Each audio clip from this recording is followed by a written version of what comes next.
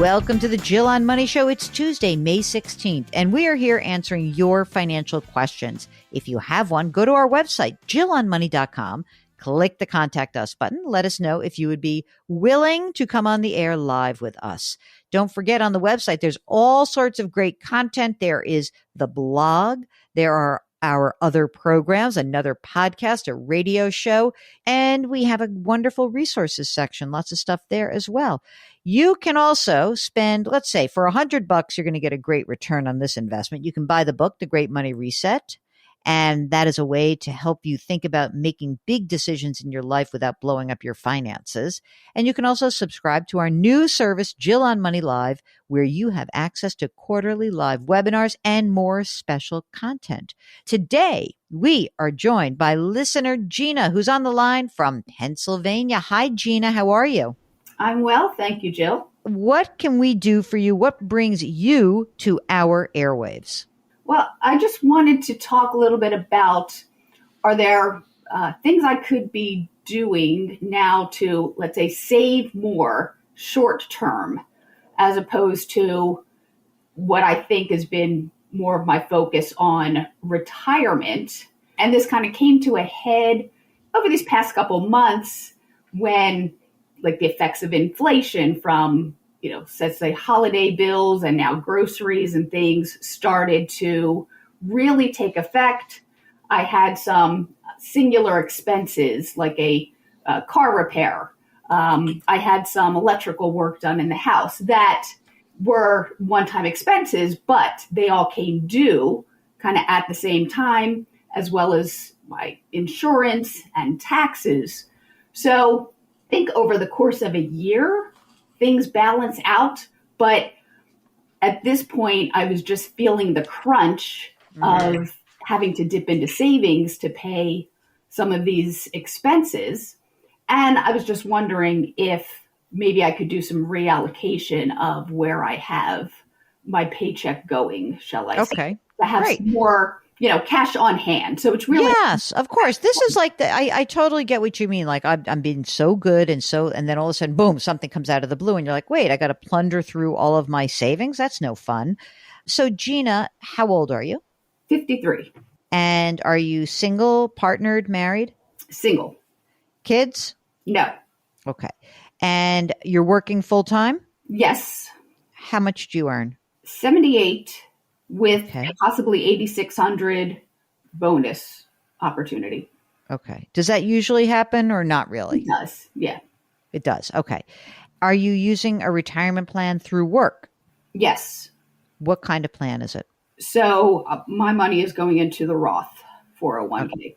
Roth 401. And is there a match that they have also? There is 50% up to 6%. So effectively 3%. And are you maxing out? Like, how much are you putting in? No, I'm not maxing, but I've been putting in 10% up until this year when I increased it to 15%, because again, I'm thinking, I should be saving more, maybe or maybe not. Okay, fine. I get it.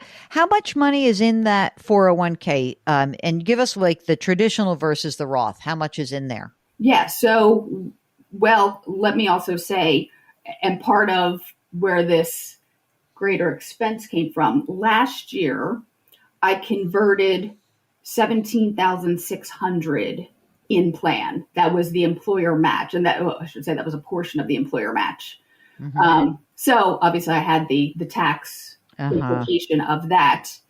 So total now in the Roth portion is 114,000 roughly. And then there is, I think, about 7,000 left in various regular, pre-tax stuff. Pre-tax, right. That's great. You did a great job. Awesome. When you're contributing 15%, I'm just going to say, let's say you make 80,000. Let's just make it that. So, you sort of get some bonus, but not. But how's your cash flow? So it's been manageable with that. And then let me say, there's also an employer stock plan that I have been contributing anywhere from 10 to 15%. Wow. That's a lot. Oh, yes. Well, and that's where I'm thinking now, do I need to contribute that much? Can I cut back? Because this is now starting to affect, like I said, what I think cash flow. Yeah. So I'm pretty much a monthly basis, probably taking home about $3,000.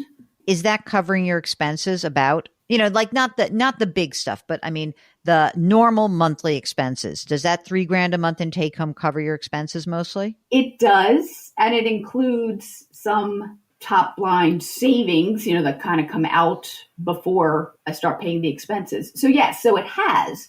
But where I'm finding myself currently is, I don't have any additional savings left over at the end of the month.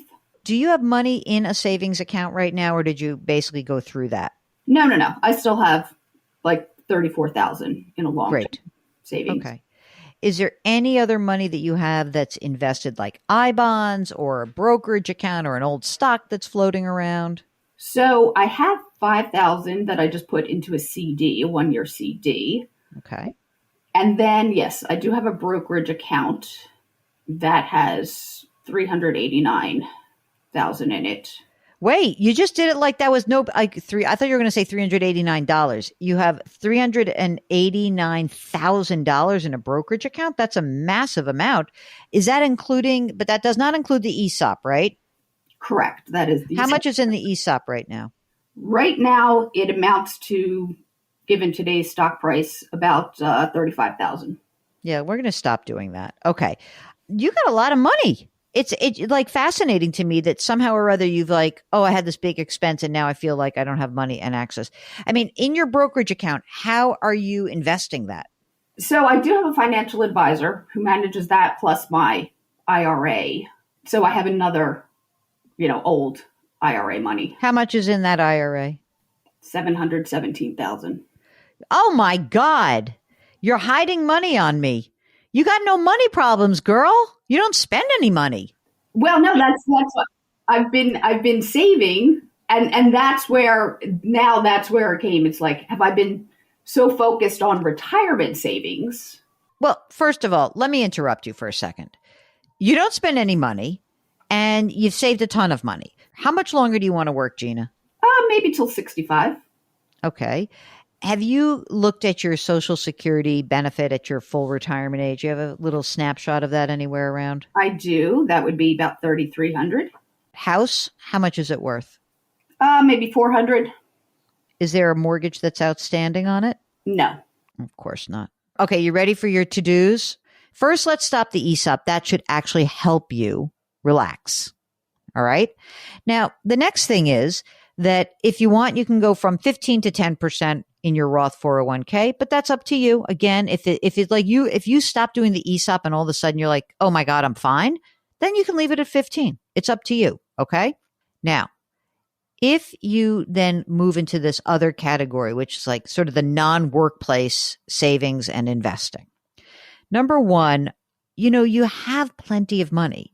It may be worth it for you to say to the financial advisor, you know what? I'd like another $50K from that brokerage account. Like in that account, is there a money market fund in there? Is there some money that's just safe and set aside? There is. How much money's in that money market? Do you know? I don't.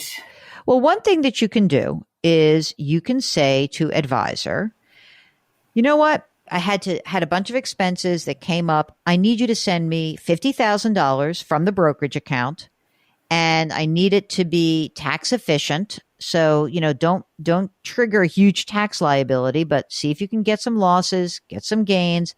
I really want 50 grand because I had some stuff in the house. I had some things that I was doing. Have the 50 grand. And this is now going to be like, okay, you can breathe again. Wouldn't that be a way to relieve yourself from this sort of generalized anxiety? You already have the short-term savings. You just have it stuck in a brokerage account. Well, and I do. And I've had the conversations certainly with my advisor about that, and he's very willing to release money if I need it. It's not his money. Excuse me. It's your money. Oh, right. No. He's not releasing anything. You're just saying, I'd like some of my money. Thank you. You've got a lot of money. So having any stress at all over money for you is unnecessary. You've put yourself in an unbelievable place. You really have. Thank you. Thank you. All right. And so just a few other little housekeeping questions. Estate planning. Who's going to get all your money? You've got siblings. You have who's around, who's getting rich off of you? My niece and nephews. That's very nice. Boy, are they lucky. And all that's done, right? Yes. Okay, good. I think just communicate with the advisor. How much you pay this person? It's 1%. All right, that's fine. I feel good about it. I want you to feel good. That's really the most important thing from my perspective is that, someone who is in your situation, who has money and has done all the hard work already, I just want you to feel good about it because you put yourself in such a good place. And I think that you are good. You're good. Really. I'm very happy that you got in touch with us because this is like an incredibly easy problem to address. It's not even a problem. It's just like an issue to address. So no more ESOP. Pull back on the 401k from 15 to 10 if you still have cash flow issues. Talk to a broker about freeing up a little cash. Get it in there. You can buy a couple of CDs. You can buy a 1 year. You can buy a 2 year. And let's see how the next couple of years goes. But you're in great shape. Okay. What are you thinking I should have? How much in I'm sort of looking at like 1 times your salary, like 70 or 75 grand, I think. Okay. Is probably pretty good. So the other thing in terms of the trying to maximize the Roth, because I am so heavy in the traditional IRA, the idea of taking, small conversions, converting some amount, whether it was in the plan I was able to do or from the IRA into, a Roth IRA. Yes, you have that 700 grand in the IRA.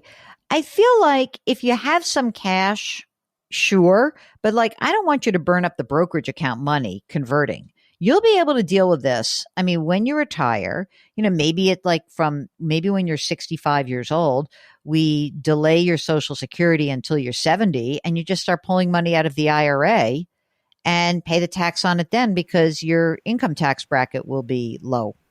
Yeah, that's what I think. That's what the plan is currently. I think that makes sense. I wouldn't convert too much right now. I like that money in that brokerage account. It's good for you to have that. And I wouldn't sweat the IRA. I mean, look, you don't have to start addressing the money in the IRA till you're 75. We got a long way to go between now and then. And your tax rate isn't that high anyway. But I do think having access to your cash now in that brokerage account is a good source of given our conversation, I feel like once you convert it into the Roth, you're going to be very reluctant to touch that money. Oh yeah. No, that's definitely, and that's kind of been my philosophy with all my savings. Like once it's in savings. Yeah. Except that it's all of your money. So I want you to be like, oh, I have money. I can do this. That's fine. You have something come up in the house. Like if you said to me, I have this house, it's paid for, and I need to do $50,000 of work in this house, and it's my forever house at that point. I'd be like, great, sell out of the brokerage account and do the work. And you have to give yourself permission to spend the money you've saved. My tendency is to plan for spending the money and then start saving for it, not go backwards and dip into it. It's not going backwards. Come on. Get your money. Get some money in there. Let's just be clear with that, it's yours, and make sure that you actually have access to the money that you need that will give you peace of mind. All right? No, right. This is a plan. This is good. Excellent. And it's definitely a workable plan. Absolutely. And you have worked it. So you've done a great job. Okay. Now, if you, like Gina, are just reluctant to spend the money that you've worked so hard and saved so much for, and this is why you have money to give you peace of mind, give us a holler. Go to JillOnMoney.com, click the Contact Us button. Let us know if you'd be willing to come on the air. Don't forget to sign up for the free weekly newsletter. And don't forget to subscribe to our brand new service called Jill on Money Live. That's where you have access to quarterly live webinars and more special content. All righty. And leave us a rating and review on Apple. We would appreciate that. Lift someone up. Change your work, change your wealth, change your life. Thank you for listening, and we'll talk to you tomorrow.